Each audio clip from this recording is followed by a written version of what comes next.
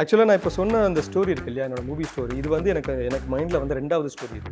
எனக்கு ஆக்சுவலாக first story ஒன்று வந்துச்சு, அதை நான் ஆக்ட் பண்ணுற ஸ்டோரி. அந்த ஸ்டோரியை வந்து ஃபுல்லாகவே ரஜினிகாந்த் சார் அவரை வந்து மைண்டில் வச்சுட்டு, பட் ஆனால் அவர் அதில் படத்தில் ஹீரோவாக நடிக்க மாட்டார். அந்த படத்தில் நடிக்கிற ஹீரோ வந்துட்டு அவருடைய ஒரு தீவிர ஃபேன். ஸோ அந்த இது வச்சு தான் அந்த ஸ்டோரியே கிரியேட் பண்ணேன். ஸோ அவர் இல்லாமல் என்னோட மைண்டில் வந்து மூவியே வராது.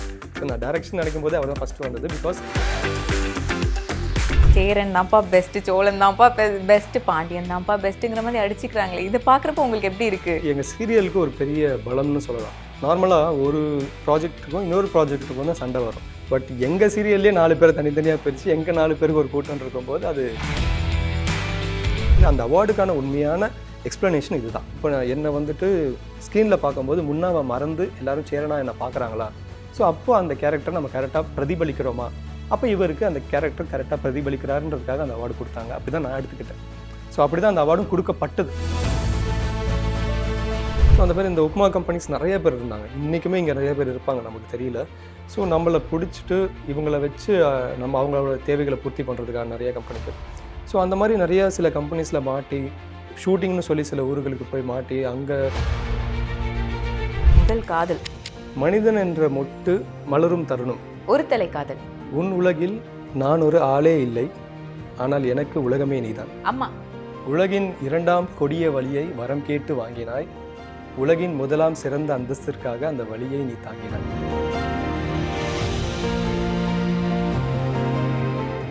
Jain Housing and Constructions Limited presents Jain's Anushree, Navalur. Luxury homes from just 58 lakhs onwards. Book now. மக்களுக்கு நல்லது பண்றதுக்கு அரசியலுக்கு வாங்கடா, கொள்ளை அடிக்கிறது கொலை பண்றதுக்கு மாடா அரசியலுக்கு. முன்னா வந்து எவ்வளோ நல்ல ஆக்டரோ அதே மாதிரி அவருக்குள்ளே இருக்கிற டேரக்டர் ஒருத்தவங்க ஒழிஞ்சிட்டு இருக்காங்கல்ல, அவங்கள தட்டி எப்போ வெளியே கொண்டு வந்து நாங்கள் வந்து முன்னா ஒரு டேரக்டராக நாங்கள் பார்க்கலாம். ஸோ ஆக்சுவலாக நான் டேரக்டராக வந்துட்டு நான் ஷார்ட் ஃபிலிம்ஸ்லாம் பண்ணியிருக்கேன், நிறையா ஷார்ட் ஃபிலிம்ஸ் பண்ணியிருக்கேன், அவார்டும் வாங்கியிருக்கேன். ஸோ ஆக்டராக ஆகணுன்றது சின்ன வயசுலேருந்தே ஆசை, கனவு, இது எல்லாமே நம்ம இதுக்காக உழைச்சிக்கிட்டு ஓடிக்கிட்டே இருக்கும்.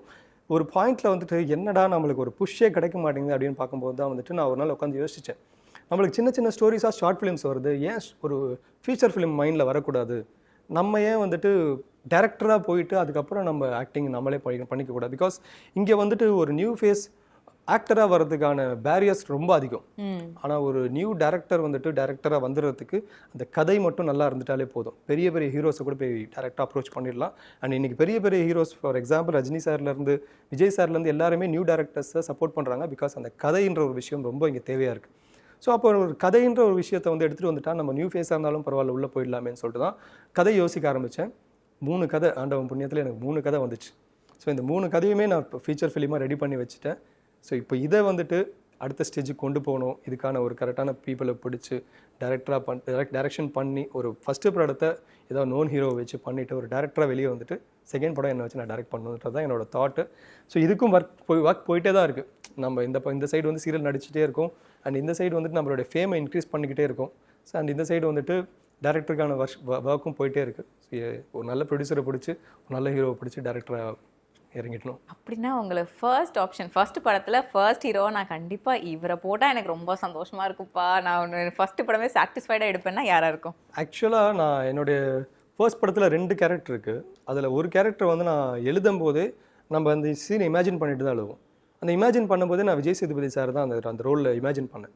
ஆக்சுவலாக 2 பேர் இமேஜின் பண்ணேன். என்னோட கேரக்டர் வந்து 2 லாங்குவேஜில் பண்ணுற மாதிரி என்னோட மூவி வந்துட்டு. ஸோ தமிழில் வந்து விஜய் சேதுபதி சாரையும், தெலுங்கில் வந்து நானி சாரையும் தான் நான் அந்த கேரக்டரில் இமேஜின் பண்ணி அந்த கேரக்டரை டிசைன் பண்ணேன். ஸோ இந்த கேரக்டர் வந்து ஒரு மாசாக இருக்கும். அதுக்கப்புறம் இன்னொரு கேரக்டர் இருக்கும். இதுதான் ஆக்சுவலாக main hero of the movie. இந்த மெயின் ஹீரோ ஆஃப் த மூவிக்கு வந்து எனக்கு யாராவது யங்ஸ்டர், என்ன மாதிரி ஒருத்தர் வேணும். ஆனால் அந்த இடத்துல நான் பண்ண விருப்பம் இல்லை எனக்கு. ஏன்னா நான் ஃப்ரெஷ் டேரக்டராகவும் ஃப்ரெஷ் ஆக்டராகவும் போனால் என்னுடைய ப்ராஜெக்டை விற்கிறது கஷ்டமாகிடும் ப்ரொடியூசருக்கு. ஸோ அதனால் ஒரு யங் ஆக்டர், அந்த யங் ஆக்டர் வந்துட்டு இப்போ நிறைய லிஸ்ட்டில் இருக்காங்க. பிரதீப் ரங்கநாதன்லேருந்து, ஹரிஷ் கல்யாண்லேருந்து, கவின்லேருந்து, ரியோலேருந்து, இந்த மாதிரி நிறைய இந்த யங் செட் ஆஃப் பீப்புள் இருக்காங்களே, அதில் யாராக இருந்தாலுமே இது கரெக்டாக பர்ஃபெக்டாக ஃபிட் ஆவாங்க. ஸோ அதில் யாராக இருந்தாலுமே ஓகே தான். சரி, நான் ரஜினிகாந்த் சார் எக்ஸ்பெக்ட் பண்ணேன். Because you are a big Rajinikanth sir fan. So ஆப்வியஸாக நாங்கள் வந்துட்டு நான் எக்ஸ்பெக்ட் பண்ணேன். And you are a big Rajinikanth sir fan. So நீங்கள் வந்து அவர்கிட்ட இருந்து நிறைய விஷயங்கள் இன்ஸ்பயர்டாக இருந்திருப்பீங்க. பீங் அன் ஆக்டர் ஒரு ஹியூமன், நம்ம நிறைய விஷயங்கள் இன்ஸ்பயர் பண்ணோம்ல. உங்களுக்கு அவர்கிட்ட இருந்து இன்ஸ்பயர் பண்ண விஷயங்கள் ஆக்சுவலாக நான் இப்போ சொன்ன அந்த ஸ்டோரி இருக்கு இல்லையா, என்னோட மூவி ஸ்டோரி, இது வந்து எனக்கு மைண்டில் வந்து 2வது ஸ்டோரி இது. எனக்கு ஆக்சுவலாக ஃபர்ஸ்ட் ஸ்டோரி ஒன்று வந்துச்சு, அதை நான் ஆக்ட் பண்ணுற ஸ்டோரி. அந்த ஸ்டோரியை வந்து ஃபுல்லாகவே ரஜினிகாந்த் சார் அவரை வந்து மைண்டில் வச்சுட்டு, பட் ஆனால் அவர் அதில் படத்தில் ஹீரோவாக நடிக்க மாட்டார். அந்த படத்தில் நடிக்கிற ஹீரோ வந்துட்டு அவருடைய ஒரு தீவிர ஃபேன். ஸோ அந்த இது வச்சு தான் அந்த ஸ்டோரியே கிரியேட் பண்ணேன். ஸோ அவர் இல்லாமல் என்னோட மைண்டில் வந்து மூவியே வராது. ஸோ நான் டைரக்ஷன் நினைக்கும் போது அவர் தான் ஃபஸ்ட்டு வந்தது. பிகாஸ் நான் என்னோட சின்ன வயசில் பாஷா மூவி பார்க்கும்போது அவர் அப்படியே உள்ளே வாங்கினேன், இவரை மாதிரி ஒரு நாள் ஸ்க்ரீனில் வரணும்னு சொல்லிட்டு. அதுக்கப்புறம் படங்களில் அவரோட ஸ்டைலை பார்த்து நம்ம சின்ன வயசில் அதை அட்ராக்ட் ஆகிற விஷயங்கள்லாம் தாண்டி நம்மளுக்கு ஒரு மெச்சூரிட்டி வந்ததுக்கப்புறம் ஆஸ் எ ஹியூமனாக அவர் எப்படி இருக்காருன்ற விஷயங்களை பார்த்து நான் அவரை ரஜினிகாந்த்ன்ற ஒரு ஆக்டருக்கு தாண்டி ரஜினிகாந்த்ன்ற ஒரு மனிதருக்கு பெரிய ஒரு ரசிகன் ஆகிட்டேன். ஸோ இது நிறையா பேர் அந்த இன்டர்வியூ சொல்கிறது, அவர் கூட பழகினவங்க நடித்தவங்கலாம் சொல்கிற விஷயங்கள். இதில் நான் ரொம்ப அவருடைய ஒரு விஷயம் என்னை கவர்ந்த ஒரு விஷயம் நான் லைஃப்பில் எடுத்துக்கணும்னு நினைக்கிறது வந்து ஒரு இன்டர்வியூவில் விவேக் சார் சொல்லியிருப்பார். ஸ்டேஜில் சொன்னார் ஒரு ஆடியோ ஃபங்க்ஷனில், ரஜினிகாந்த் சார்கிட்ட நம்ம ஒரு மணி நேரம் உட்காந்து பேசினாலும் கூட யாரை பற்றியுமே தப்பாக பேச மாட்டார். ஒருவேளை நம்மளே அவங்கள பற்றி எதாவது எடுத்து கொடுத்தாலுமே ஓ அப்படியா எனக்கு தெரியாது அப்படின்னு சொல்லிட்டு கடந்து போயிடுவார். அப்படிப்பட்ட ஒரு அதிசயமான குணத்தை நான் எந்த மனுஷன்கிட்டே பார்த்ததில்லைன்னு அப்படி சொல்லியிருப்பார். ஸோ இந்த ஒரு குணம் வந்து என்னுடைய வாழ்க்கையில் எப்படியா வந்துடணும் அப்படின்னு ஆசைப்படுற ஒரு விஷயம். நம்மளுக்கு யாரையும் பிடிக்கலையா, அவங்க மூஞ்சுக்கு முன்னாடி திட்டுங்க, பேசாமல் வந்துருங்க, போயிடுங்க. ஆனால் அவங்கள பற்றி நம்ம பின்னாடி போய் பேசக்கூடாது அப்படின்ற ஒரு குணம். ஸோ இது எனக்கு ரொம்ப பிடிச்சது அவர்கிட்ட. அண்ட் ரஜினிகாந்த் சாருக்கு நீங்கள் ஃபேன், உங்களுக்கு நிறைய ஃபேன் இருக்காங்க. ஆனால் உங்கள் சீரியலுக்கு அவ்வளோ ஃபேன்ஸில் 4 லீடு 4 ஹீரோவுக்குமே அவ்வளோ ஃபேன்ஸும் அடிச்சுக்கிறாங்க. ஐயோ ஏன் ஹீரோ தான் பெருசுன்னு எல்லாம் அடிச்சுக்கிறாங்கல்ல. இதை பார்க்குறப்போ எப்படி இருக்குது? லைக் எப்படி நம்ம வந்து விஜய் சாருக்கும் அஜித் சாருக்கும் அடிச்சுக்கிறாங்களோ அந்த மாதிரி தான் உங்களுக்கும் சேரன் தான்ப்பா பெஸ்ட்டு, சோழன் தான்ப்பா பெஸ்ட்டு, பாண்டியன் தான்ப்பா பெஸ்ட்டுங்கிற மாதிரி அடிச்சுக்கிறாங்களே. இதை பார்க்குறப்போ உங்களுக்கு எப்படி இருக்குது? இது எண்ட் ஆஃப் த டே எங்கள் சீரியலுக்கு ஒரு பெரிய பலம்னு சொல்லலாம். நார்மலாக ஒரு ப்ராஜெக்ட்டுக்கும் இன்னொரு ப்ராஜெக்ட்டுக்கும் தான் சண்டை வரும். இந்த ப்ராஜெக்ட் லீடு தான் பெருசு, அந்த ப்ராஜெக்ட் லீடு தான் பெருசு. பட் எங்கள் சீரியல்லே 4 பேரை தனித்தனியாக பிரித்து எங்கள் 4 பேருக்கு ஒரு கூட்டம் இருக்கும்போது அது எண்ட் ஆஃப் த டே ஐயனார் துணைக்கு தான் ஒரு பாசிட்டிவாக நான் பார்க்குறேன். அண்டு எங்கள் சீரியல் ஸ்டார்டிங்லேயே அவங்க ப்ரொடக்ஷன் ஹவுஸை சொன்னது தான், இது வந்து பாண்டியன் ஸ்டோர்ஸ் மாதிரி ஒரு 4 பிரதர்ஸ் சப்ஜெக்ட்டு, 4 பேருக்குமே கதைகள் இருக்கும். ஸோ 4 பேருமே அவங்க கதைகள் வரும்போது அவங்க ஹீரோ தான். எங்கள் சீரியல் ஆக்சுவலாக 4 பேர் இல்லை 5 பேர் நான் சொல்லுவேன். எங்கள் அப்பாவும் ஒரு ஹீரோ தான். ஸோ அவருக்குன்னு ஒரு கதை இருக்குது, அவருக்குன்னு ஒரு ஃப்ளாஷ்பேக் வந்துச்சு.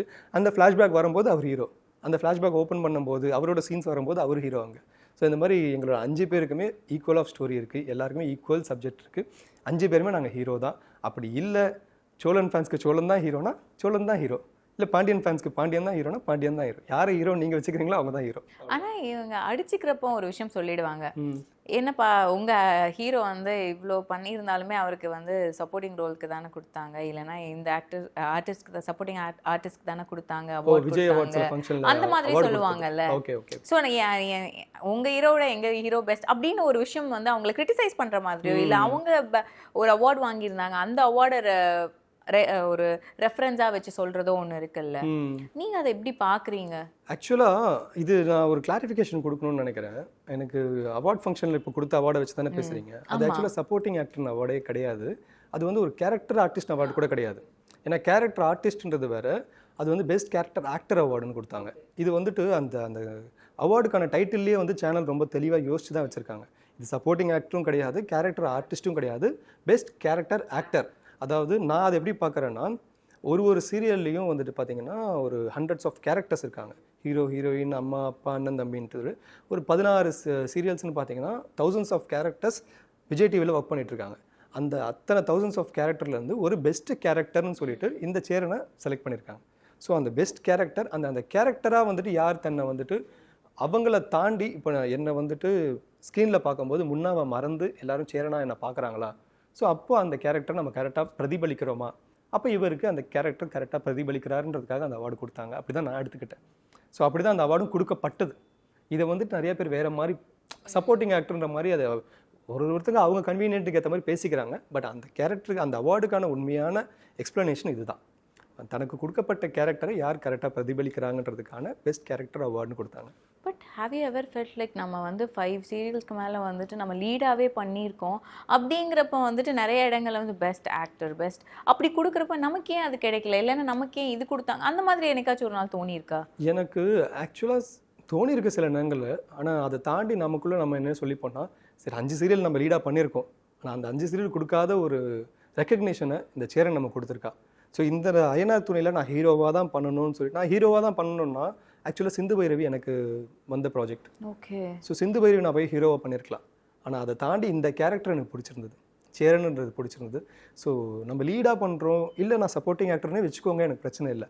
ஆனால் அந்த சேரன் என்ற ரோல் எனக்கு நல்லா பிடிச்சிருக்கு. அதை நான் எப்படி பண்ணுறேன், அது மக்களுக்கு எப்படி போய் சேருது, இன்றைக்கி பார்க்குறவங்க சேரனா அவங்க வீட்டு பையனாக பார்க்குறாங்களா, அது போதும், அதை சந்தோஷமாக பண்ணிகிட்ருக்கேன். அண்ட் நீ ஏன் சிந்து பைரவி அந்த ஒரு சீரியல் வந்துட்டு இல்லை ஆக்சுவலாக நான் வேண்டாம்னு சொல்லலை. அது அந்த டைமில் அய்யனார் துணை வந்துச்சு, அய்யனார் துணை நல்லா இருந்துச்சு இன்னும். ஸோ இது நல்லா இருக்குன்றதுக்காக நம்ம இது போனோம், அவ்வளோதான். மற்றபடி அது வேணாம், அது அப்படின்ற மாதிரி அதை நம்ம ரிஜெக்ட் பண்ணுற அளவுக்குலாம் நம்ம கிடையாது. அது சேனல் தான் இருக்குது. ஸோ நம்ம இது நல்லா இருக்குது சேனல், இது உங்களுக்கு நல்லா இருக்கும், இது பண்ணுங்கன்னு கொடுத்தாங்க. சரி, இது ரெண்டுத்தையும் கம்பேர் பண்ணும்போது இது சேனலே நம்மளுக்கு இதை சொல்கிறாங்கன்றப்போ இது நல்லா இருக்குன்றது நான் இதை பண்ணேன். அண்ட் மூவி ஆப்பர்ச்சுனிட்டிஸ் வரப்போ உங்களுக்கு ஆப்வியஸாக எதாவது நாக் பண்ணியிருக்கணும்ல, மூவிஸ் இந்த மூவிக்கு இந்த கேரக்டருக்கு நீங்கள் சூட் ஆகுங்கிற மாதிரிலாம் நிறைய வந்திருக்கு. ஆனால் அந்த வந்த மூவிஸ் எது ரிலீஸ் ஆச்சு, அதில் எந்த நம்ம கேரக்டர் கேட்டாங்கன்னு எனக்கு இது வரைக்கும் தெரியாத ஐடியா இல்லை. ஸோ கேட்கும்போது நம்மளுக்கு ஓகே, அந்த கம்பெனிஸ் அவங்க பேசுகிற விஷயங்கள் அது ஒரு ஒர்க் அவுட் ஆகுமா அப்படின்னு நிறைய விஷயங்கள் இருக்கு இல்லையா. இதில் நம்ம ஃபில்டர் பண்ணி பார்க்கும்போது எதுவும் வராததுனால தான் நம்ம எதுவும் கரெக்டான விஷயம் பண்ணலை. பிகாஸ் நான் சீரியல் இண்டஸ்ட்ரிக்கு வரதுக்கு முன்னாடியே மூவிஸ் போய் பண்ணியிருக்கேன். அதில் நிறைய அடிபட்டு அந்த கஷ்டங்கள்லாம் பட்டிருக்கேன். ஸோ திரும்ப நம்ம இங்கே வந்து ஒரு ஃபேமை க்ரியேட் பண்ணிவிட்டு திரும்ப அதே நிலைமைக்கு போகக்கூடாது. ஒரு நல்ல ப்ராஜெக்டாக பண்ணணுன்றதுக்காக தான் வெயிட் பண்ணிட்டுருக்கேன். அண்ட் நீங்கள் சொன்னீங்களே நிறைய விஷயங்கள் அடிபட்டிருக்கோங்கிறது, நம்ம ஜேர்னி, நம்ம லைஃப்பில் நம்ம ஒரு கரியர் வேணும்னு நினைக்கிறப்போ அதுக்காக நிறைய விஷயங்கள் நம்ம ஃபேஸ் பண்ணணும். ஆப்வியஸாக வந்து இப்போ நமக்கு சோஷியல் மீடியாங்கிற ஒரு ஆப்ஷன் இருக்குது. அதில் வந்துட்டு எல்லோரும் ரீல்ஸ் போடலாம், அவங்க ஓன் கண்டென்ட் போடலாங்க, அதுவே அவங்களுக்கு ஆடிஷன் டேப்பாக மாறிடுது. ஆனால் அந்த டைம் அப்படி இருக்காது. நம்ம வந்து நம்ம ஃபோட்டோஸை தூக்கி கம்பெனியாக ஏறி இறங்கணும். அங்கே எவ்வளோ ரிஜெக்ஷன்ஸோ எவ்வளோ ஆடிஷன்ஸோ நம்ம ஃபேஸ் பண்ணிட்டு வரணும். அங்கே நடக்கிற பாலிடிக்ஸாக கூட இருக்கலாம், நிறைய விஷயங்கள் இருக்குல்ல. நீங்கள் உங்களோட ஜேர்னி எப்படி இருந்துச்சு உங்களுக்கு? என்னோட ஐடி முடிச்சுட்டு நான் சாஃப்ட்வேர் கம்பெனியில் ஒர்க் பண்ணிவிட்டு அதுக்கப்புறம் அதை விட்டு வெளியே வந்து பிஸ்னஸ் ரன் பண்ணி ஒரு ஆண்டர்ப்ரனராக இருந்துட்டு அதுக்கப்புறம் என்னோடய பேஷனை நோக்கி நான் போகணும்னு சொல்லிட்டு மீடியாவுக்குள்ளே வந்தேன். வீட்டில் எல்லோரும் ரொம்ப கஷ்டப்பட்டு என்னுடைய அம்மா அண்ணா அக்கா எல்லோரும் ஒத்துக்கிட்டாங்க. ஆனால் எங்கள் அப்பாவுக்கு வந்துட்டு இது டோட்டலாக வந்துட்டு அகைன்ஸ்டான ஒரு விஷயம். ஸோ அவருக்கு தெரியாமல் நம்ம வந்துட்டு பிஸ்னஸ் ஒர்க்காக தான் வெளியே சுற்றிட்டு இருக்கோன்ற மாதிரி அவர் நினச்சிட்டு இருப்பார். ஆனால் நம்ம வந்துட்டு இங்கே வந்து நீங்கள் சொன்ன மாதிரி ஆல்பம் எடுத்துகிட்டு இந்த ஏரியாலேயே நிறைய கம்பெனிஸ்க்கு நான் ஏறி இறங்கியிருக்கேன் என்னோடய ஃபோட்டோஸ் எடுத்துகிட்டு. ஸோ அந்த மாதிரி நிறையா ஆடிஷன்ஸ் போயிட்டு நான் போகும்போதே ஸ்ட்ரெயிட்டாக மூவிஸ்ன்னு தேடி போயிட்டேன். ஸோ மூவிஸ்ன்னு தேடி போகும்போது நிறைய முதலைகள் வாயை திறந்துட்டு ரெடியாக உட்காந்துருந்தாங்க பிடிச்சி நம்மளை கவுக்கிறதுக்காக. ஸோ அந்த மாதிரி இந்த உப்மா கம்பெனிஸ் நிறைய பேர் இருந்தாங்க. இன்றைக்குமே இங்கே நிறைய பேர் இருப்பாங்க, நமக்கு தெரியல. ஸோ நம்மளை பிடிச்சிட்டு இவங்களை வச்சு நம்ம அவங்களோட தேவைகளை பூர்த்தி பண்ணுறதுக்காக நிறைய கம்பெனிகள். ஸோ அந்த மாதிரி நிறைய சில கம்பெனிஸில் மாட்டி ஷூட்டிங்னு சொல்லி சில ஊர்களுக்கு போய் மாட்டி அங்கே நம்ம செலவுகள் நிறையா பண்ணி அந்த மாதிரி நிறைய கஷ்டப்பட்டு வந்துட்டு அதுக்கப்புறம் ஒரு கரெக்டான பாதையில் போகணுன்னு சொல்லிட்டு ஸ்டெப் பை ஸ்டெப்பாக போவோம். இது வந்துட்டு இப்படி நடக்காது, நம்ம டைரெக்டாக போய்ட்டு ஒரு மூவியில் போய்ட்டு ஹீரோவாக ஆகிடணுன்றலாம் நடக்காதுன்னு சொல்லி ஸ்டெப் பை ஸ்டெப்பாக போகணுன்னு சொல்லிட்டு தான் நான் ஃபஸ்ட்டு மாடலிங்க்கு போனேன். மாடல் ஆகிட்டு ரேம்ப் வாக் நடந்தேன், அட்வர்டைஸ்மெண்ட்ஸ் பண்ணேன். அப்புறம் அதுலேருந்து ஒரு காம்படிஷன் வின் பண்ணி சீரியலுக்கு வந்தேன். ஸோ சீரியல்ஸ் வந்துட்டு ஃபஸ்ட்டு தெலுங்கு சீரியல் பண்ணேன், அப்புறம் தமிழ் சீரியல் பண்ணேன். இப்போ சீரியல்ஸ் பண்ணிக்கிட்டே இருந்து இப்போ நெக்ஸ்ட்டு இதில் வந்து ஒரு ஸ்டேஜாக vertical series micro drama series பண்ணிகிட்ருக்கேன். இப்போது அதுக்கு அடுத்த ஒரு ஸ்டேஜாக வந்துட்டு வெப் சீரிஸ் பண்ணணும். ஸோ படிப்படியாக ஏறி அப்புறம் மூவிஸ்க்கு போகணும். மூவிஸில் கூட நான் டேரெக்டாக ஹீரோ ஆகணும்னு இப்போ நான் ஆசைப்படலை. மூவிஸில் நல்ல ரோல் கிடச்சா பண்ணணும், டைரக்டர் ஆகணும். நான் டைரக்ஷன் பண்ணி என்னுடைய டேலண்ட்டை வெளியே ப்ரூவ் பண்ணி அதுக்கப்புறம் என்னுடைய முகத்தை நானே வச்சு ஃபஸ்ட்டு டைரக்ட் பண்ணிக்கணும். ஸோ நான் இவன் தகுதியானவன் நடிக்கிறதுக்கும் சொல்லிட்டு என்னை நான் வந்து வெளியே நானே காமிச்சு ப்ரூவ் பண்ணிவிட்டு அதுக்கப்புறம் எனக்கு மற்ற டைரக்டர்ஸ் வாய்ப்புகள் தரணும். அண்ட் அங்கே கூட என்னோடய டெஸ்டினேஷன் ரீச் ஆகாது. நான் வந்துட்டு ஒரு ஆர்டிஸ்ட்டாக இது எப்பயுமே ஒரு ஜேர்னியாக தான் பார்க்குறேன்.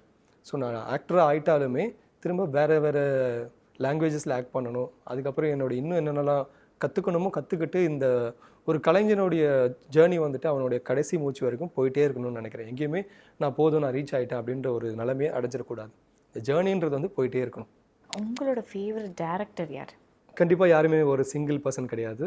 எனக்கு எல்லா டேரக்டருமே நிறைய பேரை பிடிக்கும் ஆக்சுவலாக. பிகாஸ் நான் சொன்ன மாதிரி தான், நான் ஒரு டேரக்டர் ஆகணும்னு ஆசைப்பட்றேன்னா கண்டிப்பாக ஒரு ஃபீல்டுக்கு நம்ம போகணும்னு ஆசைப்படும் போது அதில் ஒருத்தரை மட்டும் நம்ம எடுத்துகிட்டு போகவே முடியாது. அந்த ஃபீல்டில் நிறைய பேர் நிறைய டேலண்ட்ஸ் வச்சுருப்பாங்க. ஒருத்தர்கிட்டையும் நம்ம ஒரு விஷயத்தை கற்றுக்கணும். ஸோ நான் ஆக்டர் ஆகணும்னு நினைக்கும் போது கூட நான் ரஜினி சாரை பார்த்து இன்ஸ்பயர் ஆகி வந்தேன். ஆனால் எனக்கு கமல் சாரை ரொம்ப பிடிக்கும், எனக்கு சிவாஜி சாரை ரொம்ப பிடிக்கும், ஸோ இந்த மாதிரி ஒருத்தர்கிட்டயே ஒரு விஷயத்த எனக்கு விஜய் சாரை ரொம்ப பிடிக்கும், விஜய் சாரோட டான்ஸஸ் ரொம்ப பிடிக்கும். நான் ஸ்கூலில் காலேஜஸில் ஆக்ட் பண்ணது, நான் டான்ஸ் பண்ணது எல்லாமே விஜய் சாரோட சாங்ஸ் தான். அப்புறம் பிரபுதேவா சாரை ரொம்ப பிடிக்கும், அஜித் சாரை ரொம்ப பிடிக்கும். இந்த மாதிரி ஒருத்தர்கிட்ட நம்ம ஒரு விஷயத்தை கற்றுக்கிட்டே இருக்கணும். அதே மாதிரி தான் டேரக்டர்கிட்டையும் எனக்கு மணிரத்னம் சாரை ரொம்ப பிடிக்கும், சங்கர் சாரை ரொம்ப பிடிக்கும், ஜிவி பிரகாஷ் கௌதம் வாசுதேவ் மேனன் சார் ரொம்ப பிடிக்கும். அண்ட் இப்போ இருக்கிற லோகேஷ் சார் இருக்கட்டும், கார்த்திக் சுப்ராஜ் சார் இருக்கட்டும், நெல்சன் சார் இருக்கட்டும், எல்லாருமே எனக்கு ரொம்ப பிடிக்கும். பிகாஸ் எல்லாருக்கிட்டையுமே ஒரு தனித்தனியான மேக்கிங் இருக்குது. நான் ஆக்சுவலாக இவங்க யார்கிட்டயாவது ஒரு அசிஸ்டன்ட் டேரக்டராக ஒர்க்கு கிடைக்காதான்னு சொல்லிட்டு ஆசைப்பட்டுருக்கேன். ஸோ அவங்க யார்கிட்டயாவது போயிட்டு அசிஸ்டன்ட் டேரக்டராக ஜாயின் பண்ணி அவங்க கிட்ட வந்து வேலையை கற்றுக்கணும். என்னுடைய டேரக்டர் ஜேர்னியை ஸ்டார்ட் பண்ணுறதுக்கு முன்னாடி இந்த விஷயங்கள்லாம் கூட பண்ணணும்னு லைனப்பில் வச்சுருக்கேன். ஸோ இதில் நம்ம அஸ்வத் மாரிமுத்து சார், அவரோட டேரக்ஷன் எனக்கு ரொம்ப பிடிக்கும். அவர்கிட்ட ஆக்சுவலாக வந்துட்டு ஒரு அப்ளிகேஷன் போட்டிருந்தேன், அசிஸ்டன்ட் டேரக்டராக போகலான்னு சொல்லிட்டு. ஆனால் 10,000 அப்ளிகேஷன் சம்திங் வந்துச்சு போல். அதனால என் அப்ளிகேஷன் அவர் பார்த்தாரா இல்லையான்னு கூட எனக்கு தெரியாது. ஸோ இந்த மாதிரி தேசிங்க பெரியசாமி சார், அவர் எனக்கு ரொம்ப பிடிக்கும். அவர் எனக்கு ரொம்ப க்ளோஸ் தான், நாங்கள் நல்லா பேசுவோம். ஸோ இந்த மாதிரி நிறைய டேரக்டர்ஸ் பிடிக்கும். இவங்க எல்லாருக்கிட்டையும் முடிஞ்சால், நான் என்னோட டேரக்டரான அந்த கனவை நான் போகிறதுக்கு முன்னாடி இவங்க எல்லாருக்கிட்டையும் முடிஞ்சால் கொஞ்சம் கொஞ்சமாவது ஒர்க் பண்ணிடணும்னு ஆசைப்பட்றேன். எஸ், கண்டிப்பாக உங்கள் ஆசைகள் எல்லாம் சீக்கிரமாகவே நிறைவேறும். அதே போல் நீங்கள் அவங்கள வந்துட்டு ஆக்டர், டேரக்டர் ப்ளஸ் வந்து கராத்தே மாஸ்டர் ப்ளஸ் வந்து டான்ஸர் எல்லாமே பார்த்துட்டோம். இதில் வந்து எங்களுக்கு தெரியாத விஷயங்கள் நாங்கள் தெரிஞ்சுக்கிட்ட விஷயம் வந்து நீங்கள் நல்லா அழகாக கவிதை எழுதுவீங்க. அந்த விஷயங்களும் உங்களோட சோஷியல் மீடியா அக்கௌண்ட்ஸில் இருக்கும். ஸோ வந்து எங்களுக்காக ஒரு கவிதை, இப்போ நீங்கள் வந்து தமிழ் பற்றிலாம் வந்து எழுதியிருக்கீங்க. இதோ உங்களோட மதர் டங் வேறையா இருந்தாலும் உங்களுக்கு தமிழ் ரொம்ப பற்றி ஒரு கவிதை எழுதியிருக்கீங்களே, எங்களுக்காக அதை வந்து சொல்ல முடியுமா? ஸோ ஆக்சுவலாக தமிழ் எனக்கு ரொம்ப பிடிச்ச ஒரு லாங்குவேஜ். நான் ஸ்கூல் படிக்கும் போதே என்னோடய தமிழ் கிளாஸ் வந்துட்டு என்னோட தமிழ் அம்மா வந்து சொன்னாங்க ஒரு வாட்டி 12th ஸ்டாண்டர்டில், இதுதான் நீங்கள் வாழ்க்கையில் அட்டன் பண்ணுற கடைசி தமிழ் வகுப்பு, இதுக்கப்புறம் உங்களுக்கு தமிழ்ன்ற ஒரு வகுப்பு எங்கேயுமே இருக்காது அப்படின்னு. பிகாஸ் நம்ம காலேஜ்லாம் தமிழ் கிடையாது, இல்லை லாங்குவேஜஸ் கிடையாது. ஸோ அது சொல்லும்போது எனக்கு அப்படியே அழுக வந்துச்சு, ஐயோ இனிமேல் நம்ம தமிழை படிக்க மாட்டோமே அப்படின்ட்டு. ஸோ அந்த தமிழுக்கு நான் ஆசையாக எழுதின ஒரு கவிதை. ஸோ அது வந்துட்டு, பல் இல்லாமல் அசைப்போடும் குழந்தையின் அழகே, சொல் இல்லாமல் இசைப்பாடும் குயில்களின் அழகே, ஓயாமல் அலைப்பெருக்கும் ஆழ்கடலின் அழகே, தேயாத வளர்ப்பிறையாய் வெண்ணிலவின் அழகே, விழுந்து உடனே எழுந்து ஓடும் நீர்வீழ்ச்சியின் அழகே, வளைந்து அழகாய் குனிந்து நிற்கும் நெற்கதிரின் அழகே, விண்மீன்கள் கண்ணடிக்கும் விரிந்த வான்வெளியின் அழகே, பசுமை பொக்கிஷமாய் படர்ந்த பச்சை புல்வெளியின் அழகே, இன்னும் இவ்வுலகில் உள்ள எண்ணற்ற ஏராள அழகே, உங்கள் அத்தனை அழகையும் ஒன்று சேர்த்தாலும் ஈடாகாது உங்களை வர்ணிக்க வார்த்தைகள் கொடுத்த உலகின் முதல் மொழியான எங்கள் தமிழ் மொழியின் அழகு. தேங்க்யூ. ஏன்னா நீங்கள் ஸ்டார்டிங்கில் சொல்லிட்டு வரப்போ அந்த நேச்சரை அப்ரிஷியேட் பண்ணிட்டு வந்து கண்டிப்பாக அது ஈக்குவல் ஆகாதுடா எங்கள் லாங்குவேஜ் கூடன்னு சொல்கிறப்போ that was beautiful, that was amazing. And அதுக்காக ஒரே ஒரு கவிதையோடு உங்களை விட்டு விட முடியாதுல்ல. அதனால ஐ ஹாவ் சர்டைன் டாபிக்ஸ், ஒரு 3 டாபிக்ஸ் இருக்குது. ஸோ நீங்கள் அது டக்குன்னு சொன்னதும் உங்களுக்கு என்ன தோணும்? உங்கள் மைண்டில் ஸ்ட்ரைக் ஆகிற ஒரு லைனாக கூட இருக்கலாம், ஒரு வார்த்தையாக இருக்கலாம், எப்படி வேணால் இருக்கலாம். ஒரு கவிதை எங்களுக்கு. ஓகே, ஃபர்ஸ்ட் நம்ம வந்துட்டு முதல் காதல். மனிதன் என்ற மொட்டு மலரும் தருணம். First love. ஒரு தலை காதல். உன் உலகில் நான் ஒரு ஆளே இல்லை, ஆனால் எனக்கு உலகமே நீதான். இப்படி எத்தனை பேர்கிட்ட நீங்க சொல்லிருப்பீங்க? நான் ஒரு நிமிஷம் ஏதோ டக்குன்னு வந்தது சொன்னேன். அம்மா. உலகின் 2ஆம் கொடிய வழியை வரம் கேட்டு வாங்கினாய், உலகின் 1ஆம் சிறந்த அந்தஸ்திற்காக அந்த வழியை நீ தாங்கினாய். தெரியுமா, உலகத்துல 2வது கொடிய வழி பிரசவ வழி அப்படின்னு சொல்லுவாங்க. ஸோ உலகத்துல முதல் சிறந்த அந்தஸ்து அம்மா. And that was beautiful. இப்படி கேட்குறப்ப தான் டக்குன்னு நான் கொடுத்துடுவேன். மனைவிக்காக ஒரு கவிதை இல்லை என்றால் எப்படி என்று நான் கேட்பேன். ஐயோ, பார்த்துட்டு இருப்பாங்க. ஸோ அதனால நீங்கள் கண்டிப்பாக சொல்லி தான் ஆகணும். சொல்லிடலாம். என் வாழ்நாளில் 30வது வருஷத்தில் உன்னை நான் சந்தித்தேன், 30 வருடங்கள் வீணாகி விட்டதே என்று நினைக்கிறேன். ஐயோ, இது நான் எக்ஸ்பெக்ட் பண்ணல. நல்லா இருக்கா? தட் வாஸ் அழகா இருந்துச்சு. நான் எக்ஸ்பெக்ட் பண்ணேன் 30 வருஷத்துக்கு அப்புறம் சந்திச்சிருக்காரு, அதுக்கப்புறம் என்னாச்சு அப்படின்ற மாதிரி நான் பார்த்துட்டு இருந்தேன். 30 வருஷம் வேஸ்ட்டாக போயிடுச்சு என் வாழ்க்கையில். பார்த்துட்டு இருப்பாங்க, அப்படியா நிஜமாவா அந்த மாதிரி உட்காந்துருப்பாங்க. Yes, that was beautiful. And நீங்கள் வந்து உங்கள் லைஃப்பில் நீங்கள் எழுதின ஒரு பெஸ்ட்டு, ஒரு உங்களுக்கே ரொம்ப ஹார்ட் டச்சிங்காக, உங்களுக்கு ரொம்ப க்ளோஸ் டு ஹார்ட்டாக இருக்கிற ஒரு கவிதை? அது வந்து நான் அம்மாக்காக எழுதின கவிதை தான். நான் ஆக்சுவலாக உங்களுக்கு சொன்னேன் இல்லையா, அது வந்து அதில் ஃபர்ஸ்ட் ஸ்டான்ஸா மட்டும் தான், அது நிறையா இருக்குது. ஃபுல்லாக சொல்லட்டுமா? உலகின் 2ஆம் கொடிய வழியை வரம் கேட்டு வாங்கினாய், உலகின் 1ஆம் சிறந்த அந்தஸ்திற்காக அந்த வழியை நீ தாங்கினாய், பசியால் நான் அழுகையில் எனக்கு பாலூட்டினாய், உனக்கு பசிக்கும் நேரங்களிலும் நீ என்னையே சீராட்டினாய். என் கண்கள் தூக்கத்தை தேட என்னை தாளாட்டி தூங்க வைத்தாய். நீ தூங்கும் நேரங்களையும் என்னை தட்டிக்கொண்டே உன் இரவுகளை கழித்தாய். முள்ளின் மேல் நான் கால் வைக்கையில் நீ முல்லை குற்றம் சொல்வாய். மலையில் நனைந்து நான் வருகையில் நீ மலைமேல் கோபம் கொள்வாய். உன் ஆசைகளை எல்லாம் என் தேவைகளுக்காக தியாகம் செய்ய துவங்கிய நீ இன்றோ என் அற்ப ஆசைகளுக்காக உன் அவசிய தேவைகளையும் தியாகம் செய்யும் நிலையை அடைந்தாய். உன் வாழ்நாள் முழுவதையும் உன் பெற்றோருக்காகவும் உலகின் மற்றவருக்காகவும் உன்னை மணந்தவருக்காகவும் வாழ்ந்த நீ நான் வந்த நாள் முதல் எனக்காக வாழத் தொடங்கினாய். இனி எப்போதுதான் நீ உனக்காக வாழப்போகிறாய் அம்மா. I love you. நான் எங்கள் அம்மாக்கு டிட்டோ போட்டுக்கிறேன். Thank you. Thank you so much. Thank you. That was so beautiful.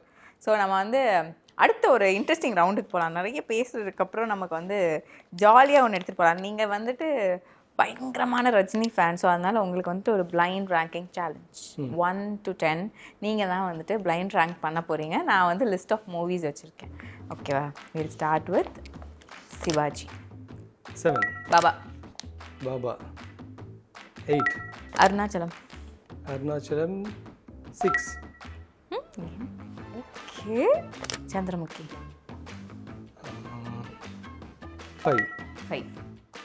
என்ன அசால்ட்டாக சொல்லிட்டு இருக்கீங்க, நானும் பார்க்குறேன். படையப்பா 1. ஃபீல் பண்ண போகிறீங்க ப்ரோ. முத்து.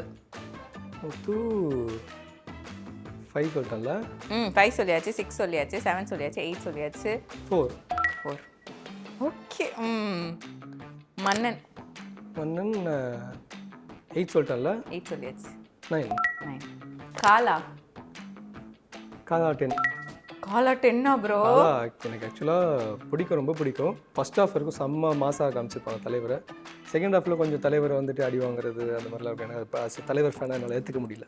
அதாவது அது வந்து ஃபர்ஸ்ட் ஹாஃப் வந்து தலைவர் படம், செகண்ட் ஹாஃப் வந்து ரஞ்சித் சார் படம். எனக்கு அது ஃபுல் ஆஃப் தலைவர் படமாக இருந்தால் நான் அது 1 கொடுத்துருப்பேன். ஓகே. ஆனால் படையப்பாக்கு நீங்கள் 1 கொடுத்துட்டீங்க. படையப்பா கண்டிப்பாக அது ஃபுல் ஆஃப் அதான் ஃபீல் பண்ணுவீங்க, எனக்கு கொஞ்சம் ஃபீல் பண்ணுங்க. பாஷா வச்சுருக்கீங்கன்னு தெரியும். தளபதி. தளபதி 3. பாஷா 2. பாஷா, நீங்க பாஷா பார்த்தா இன்ஸ்பயர் ஆனீங்க. பாஷா பார்த்தா இன்ஸ்பயர் 1 வச்சிருக்கணும். பட் ஸ்டில் படையப்பா வந்து த பீக் ஆஃப் தலைவர் மூமெண்ட்ஸ். அதில் நம்ம பாஷா வந்து குழந்தையாக பார்த்துருப்போம். இன்னும் கொஞ்சம் பெரியவராயிட்டு அந்த அந்த பீக் ஆஃப் ரஜினிசம் நான் ரீச் பண்ண படம்னா பாஷாவிலேருந்து இப்படி போயிட்டு படையப்பா. அதுக்கப்புறம் அது அந்த படையப்பா தான் பீக். படையப்பா தான் ஒரு படையப்பா நான் தூக்கிட்டு வேற உள்ள வச்சிருக்கணும். ஆனால் ரொம்ப கான்ஃபிடென்ட்டாக சொன்னீங்க ப்ரோ. நான்லாம் என்ன இது பாஷா வச்சிருப்போம், ஆனால் இவர் என்ன படையப்பாவை சொல்கிறாரு நானும் யோசிக்கிறேன். படையப்பாவா? Okay fine. சரி, ரொம்ப ஃபாஸ்ட்டாக இந்த ரேங்கிங் போயிருக்கு. நீங்கள் வந்து கவிதை எல்லாமே எழுதியாச்சு, பாடலும் பாடிட்டீங்கன்னா கண்டிப்பாக பாட்டும் பாடுவீங்கன்னு நினைக்கிறேன். இவ்வளோ விஷயங்கள் இருக்குல்ல, டான்ஸ் ஆடுறீங்க, கராத்தே இருக்குது, ஒரு பக்கம் டைரக்ஷன் இருக்குது, ஆக்டிங் இருக்குது, கவிதை எழுதுறீங்க. அப்போ ஒன்று தான் மிஸ் ஆகுது, பாட்டு பாடுங்க. இப்போ எல்லாருமே பாட்டு பாடுறாங்க, நீங்கள் கண்டிப்பாக பாட்டு நம்ம சும்மா பாத்ரூமில் பாடுறது தான். வேணா ஒரு 2 பேரும் பாடுறேன், நல்லா இருக்கு. ஆக்சுவலாக நான் வாட்டி அண்டாக்கா கசம் ஷோவில் போய் பாடியிருந்தேன். மகா பாடினது கேட்டார் பாடுங்க அப்படின்னு சொல்லிட்டு. அப்போ எனக்கு பிடிச்ச ஒரு சாங் அம்மா சாங், அம்மா என்றழைக்காத உயிர் இல்லை, அந்த சாங் ரொம்ப பிடிக்கும். ஸோ அதை அங்கே பாடியிருந்தேன். அதே மாதிரி ஒரு சாங்கு இதுவும் எனக்கு ரொம்ப பிடிச்ச சாங். தாய் சொல்கின்ற வார்த்தைகள் எல்லாம் நோய் தீர்க்கின்ற மருந்தல்லவா, மண் பொன் மேலே ஆசை துறந்த கண் தூங்காத உயிரல்லவா, காலத்தின் கணக்குகளில் செலவாகும் வரமும் நீ, சுழல்கின்ற பூமியின் மேலே சுழலாத பூமியும் நீ, இறைவா நீ ஆணையிடு தாயே எந்தன் மகளாய் மாற. எனக்கு ரொம்ப பிடிச்ச song. I think you like your mom a lot. எப்போ அந்த அம்மா கவிதையாக இருக்கட்டும், அது உங்களுக்கு அப்படியே நிற்குது, இங்கே அப்படியே ஸ்டக்காகி நிற்குது. அதே மாதிரி பாடல்களுமே யாருக்கு தாங்க பிடிக்காது, நாய் பொண்ணை கூட அம்மானா பிடிக்கும். Yes, and that was amazing. I had a very great session with you. Thanks for joining us and wishes for your heights. Thank you so much. Thank you Nikita. நீங்களும் ரொம்ப நல்லாவே பண்ணீங்க. உங்களுக்கும் ரொம்ப ஆல் தி பெஸ்ட் உங்களோட கெரியரில் நல்லா போகிறதுக்கு. And cine உலகம்க்கு ரொம்ப நன்றி என்னை கூப்பிட்டு இந்த மாதிரி ஒரு விஷயத்தை பண்ணதுக்கு. Jain Housing and Constructions Limited presents Jain's Anushree, Navalur. Luxury homes from just 58 lakhs onwards. Book now. மக்களுக்கு நல்லது பண்றதுக்கு அரசியலுக்கு வாங்கடா, கொள்ளை அடிக்கிறது, கொலை பண்றதுக்கு அரசியலுக்கு